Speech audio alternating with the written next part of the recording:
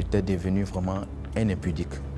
Au point même que, même saluer comme ça une femme simplement, échanger avec elle le même jour, je pouvais aller avec elle.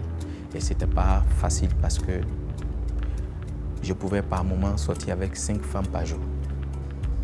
Et là, je peux dire que j'ai perdu l'identité que j'étais.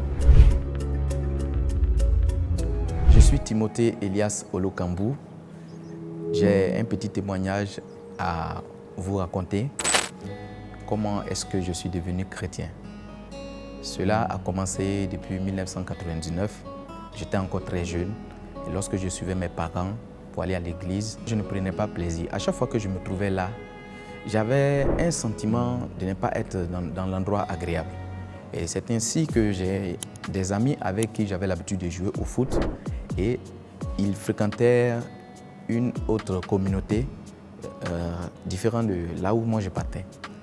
Ils m'ont invité, je suis allé avec eux un dimanche et arrivé là-bas, on nous a fait entrer à une école des petits, des tout petits, qu'on appelle l'école des dimanches. Et je suis entré, j'ai suivi la formation avec eux et j'ai pris goût, j'ai continué à partir avec eux.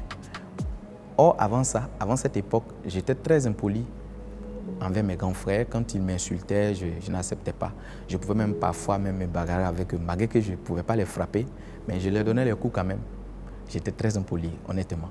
Arrivé là, quand ils ont commencé à m'enseigner sur l'obéissance, ils ont su vraiment nous enseigner parce qu'ils avaient des documents avec des images où on nous montrait le paradis, on nous montrait l'enfer. Quand j'ai vu ça, j'ai dit non, moi je ne peux pas partir là. Il faut que moi je parte au paradis. C'est comme ça que j'ai commencé à être très obéissant.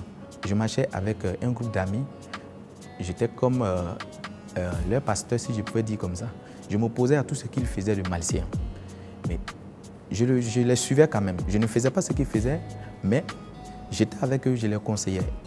À un moment donné, je ne sais pas d'où est venu ce sentiment, j'ai commencé à prendre plaisir à ce qu'ils faisaient. À ce moment, je peux dire, j'avais déjà atteint l'âge de la puberté et je voulais connaître ce qu'ils faisaient et qu'est-ce qui était intéressant là-dedans parce qu'ils buvaient, ils fumaient. Moi, je ne buvais pas, je ne fumais pas, mais ils cherchaient femmes. Je peux dire comme ça, ils avaient des copains, des copines, voilà. Ils étaient dans l'impudicité, dans la fornication. Donc c'est la chose qui m'a beaucoup intéressé. J'ai commencé, je ne savais même pas comment faire, mais ils m'ont appris. Et c'est parti de là, j'étais devenu vraiment un impudique. Au point même que, même saluer comme ça une femme simplement, échanger avec elle le même jour, je pouvais aller avec elle. Et ce n'était pas facile parce que je pouvais par moment sortir avec 5 femmes par jour. Et là, je peux dire que j'ai perdu l'identité que j'étais.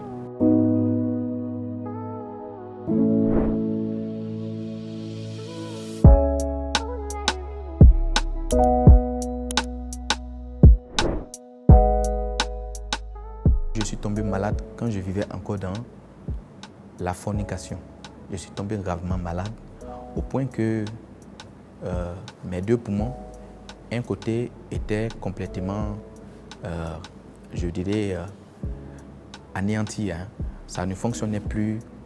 Quand on fait la radio, on voit que l'autre côté ne fonctionnait pas. L'autre côté aussi était atteint jusqu'à, il y avait juste une petite partie du poumon qui fonctionnait. Et j'avais 48 heures pour vivre. C'est comme ça, il fallait me faire certaines opérations. Et ils ont une seringue qui est presque le bout d'une pointe. Hein. Ils ont mis entre mes côtes, aller piquer mes poumons. Et pour faire cette opération, il fallait demander l'avis des parents. Ils ont dit à ma mère que si on fait cette opération, il peut mourir comme il peut survivre. Donc on veut demander ton avis avant de faire. Elle a dit non, ne le fais pas. Laissez, il va mourir comme ça. J'ai dit non, faites.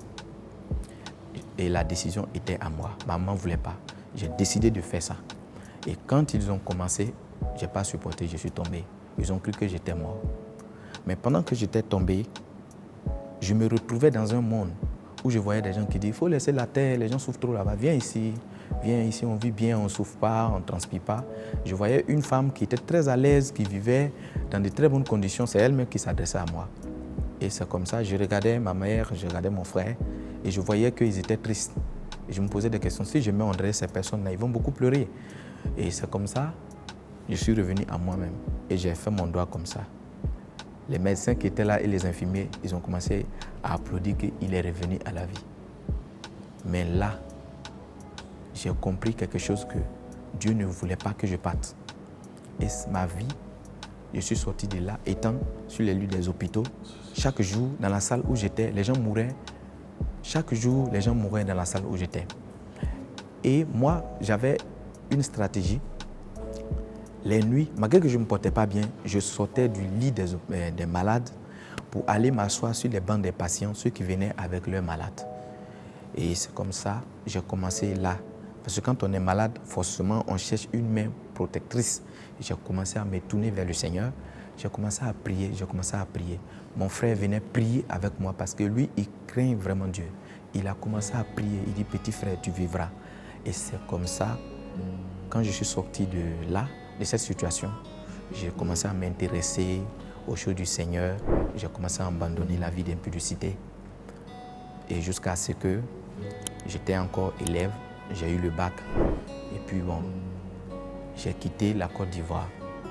Je suis allé étudier dans un autre pays et arrivé là-bas, pendant que je partais, étant assis dans l'avion, j'entends une voix qui me disait, tu t'en vas, je vais t'amener, je vais te ramener dans les villages, tu vas aller me servir.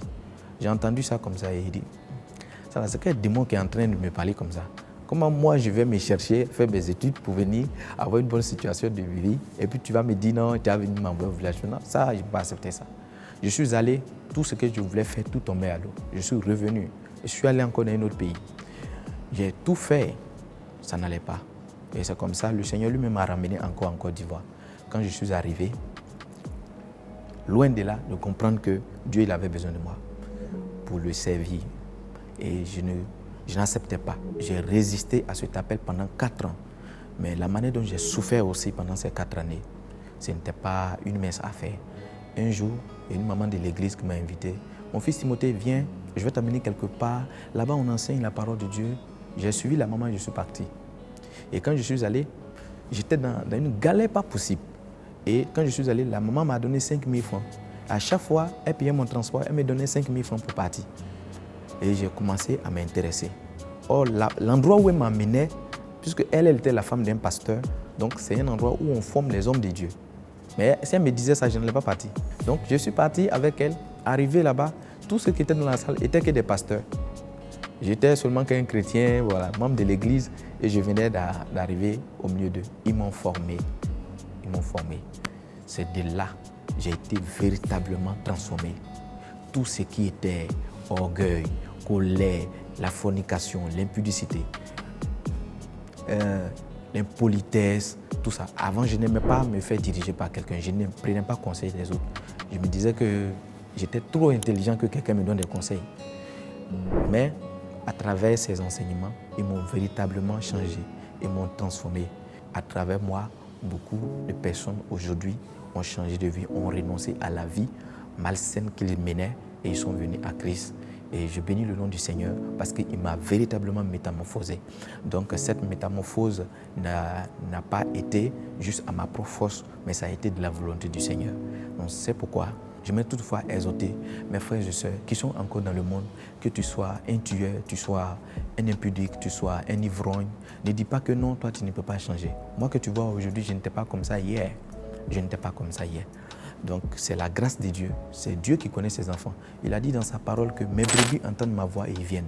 Et si vous êtes les brebis de Dieu, sachez qu'à un moment donné, il va envoyer ses serviteurs pour nous chercher. Et quand il vient, ne dites pas, ne vous jugez pas. Jésus n'est pas venu pour nous juger. Il a dit dans sa parole que le médecin n'est pas là pour les bien portants, mais pour les malades. Tel que tu es, dans ta laideur, dans ton péché mignon, ce que tu qualifies comme un péché trop atroce pour que Christ te pardonne. Mon frère, je te dis, Christ peut te ramener à lui, t'amener à abandonner tout ça et marcher avec lui.